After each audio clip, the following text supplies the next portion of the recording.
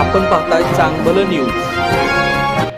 कराड शहराच्या विकासासाठी आज एक महत्त्वाचा टप्पा पार पडला।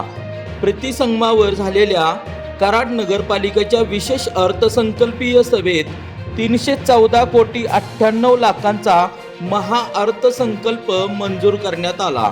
आधुनिक महाराष्ट्राचे शिल्पकार स्वर्गीय यशवंतराव चव्हाण यांच्या स्मृतीस्थळी झालेल्या या सभेला ऐतिहासिक स्वरूप लाभले।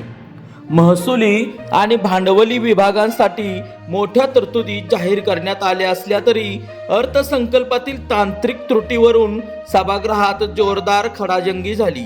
सत्ताधारी यांनी विकासाचा रोडमॅप मांडला तर विरोधकांनी पारदर्शकतेचा मुद्दा उपस्थित केला। अखेर अर्थसंकल्प सर्वानुमते मंजूर झाला असला तरी या महाअर्थसंकल्पाची आता खरी कसोटी सुरू झाली आहे। तुम्ही पाहताय चांगलं न्यूज।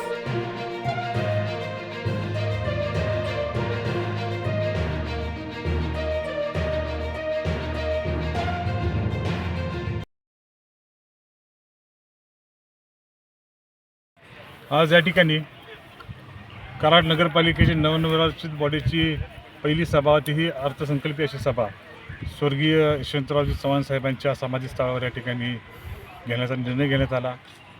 त्यांचे समाधीला अभिवादन करून व त्यांचे आशीर्वाद घेऊन ही कराड नगरपालिका येणाऱ्या 5 वर्षामध्ये कराड शहराच्या सर्वांगीण विकासासाठी कटिबद्ध राहील। त्याबरोबर आज मराठी भाषा गौरव दिन आहे। यशवंतरावजी चव्हाण साहेब साहित्यिक होते। आज त्या साहित्यिकांच्या त्यांच्या भूमिकेला अनुसरून आपल्या पर्णकुटीमध्ये स्वर्गीय यशवंतरावजी चव्हाण साहेबांच्या जीवनावर आधारित आज वाचनालय या ठिकाणी आपण चालू करतो आहे।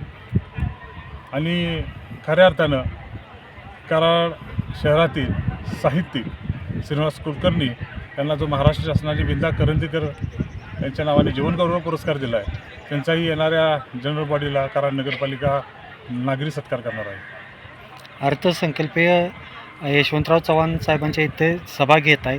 आज कोणता कराड शहरासाठी निर्णय घेणार आहात? निश्चितपणे आज नवीन बॉडीची सुरुवात आहे आणि अत्यंत हे अंदाजपत्रक बजेट असतं, परंतु त्या बजेटमध्ये अत्यंत चांगल्या पद्धतीनं हेड या ठिकाणी निर्माण केले गेलेलं आहे। येणाऱ्या पुढच्या वर्षामध्ये काय नियोजन करायचं आहे, गावाचा सर्वांगीण विकास, मग ते कला असू दे, क्रीडा असू दे, शिक्षण असू दे, आरोग्य असेल, स्वच्छता असेल, सर्व बाबतीत विचार करून अतिशय चांगल्या पद्धतीने अर्थसंकल्प या ठिकाणी आम्ही मांडतो।